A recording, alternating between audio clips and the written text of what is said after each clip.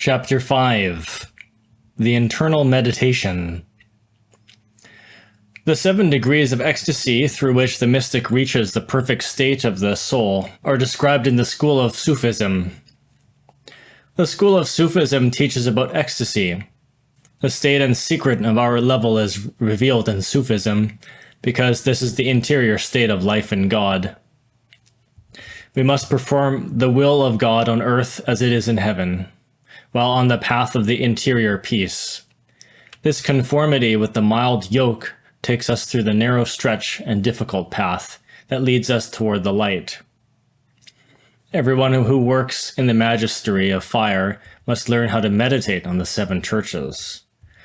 The mystic must profoundly focus his concentration on the immolated Lamb. The mystic must pray, beseeching the Adorable One to awaken the chakra, disc, wheel, or faculty longed for. Afterwards, when the supplication is done, the mystic must then search for the refuge in the nothingness. Her mind must remain silent and serene. Illumination and ecstasy come when the mind is silent, when the mind is quiet. Drowsiness in combination with meditation produces ecstasy. God searches the nothingness in order to fill it. Ecstasy has 7 degrees of power. The first is the fire that instructs and teaches us. The second is the Gnostic unction, which is a soft solar liquor that, when diffused throughout the soil, teaches, corroborates, and prepares us in order to incarnate the truth. The third is the mystic exaltation of the humble and sincere disciple. The fourth is the illumination. The fifth is the internal joy of divine sweetness that emanates from the precious fountain of the Holy Spirit. This joy is for those who have continuous consciousness. The sixth is the decapitation of the eye.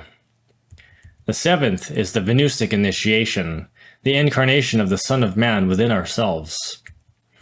Other degrees of contemplation and ecstasy exist, such as rapture, liquefaction, bliss, jubilation, osculation, embracement, transformation, and so on.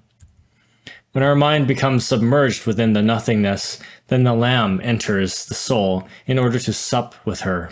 Therefore, the nothingness is the medium utilized by the Beloved One in order to work within our soul, awakening centers and performing marvels. The divine spouse comes in order to betroth their soul through this nothingness within the nuptial bridal bed of paradise. Thus, this is the path for returning into the innocence of paradise.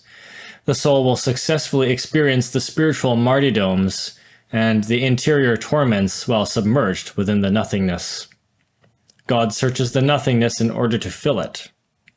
Internal meditation produces changes in our internal bodies. Through it, the awakening of the consciousness arrives. All human beings live within the suprasensible worlds, with the consciousness asleep.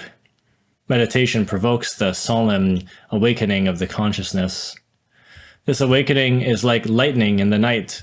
This awakening of the consciousness occurs during the normal sleep of our physical body. We move ourselves in our internal vehicles when this body sleeps. The soul travels throughout the superior worlds when the body sleeps. We stop dreaming when the consciousness awakens. Then we live in the internal worlds in the state of intensified awareness. This is called continuous consciousness, and we also call it lucid dreaming. It is the same thing as astral traveling. You are traveling in the astral plane in a lucid dream. The lucidity is the consciousness, the dream is the dream, the astral plane. Astral traveling.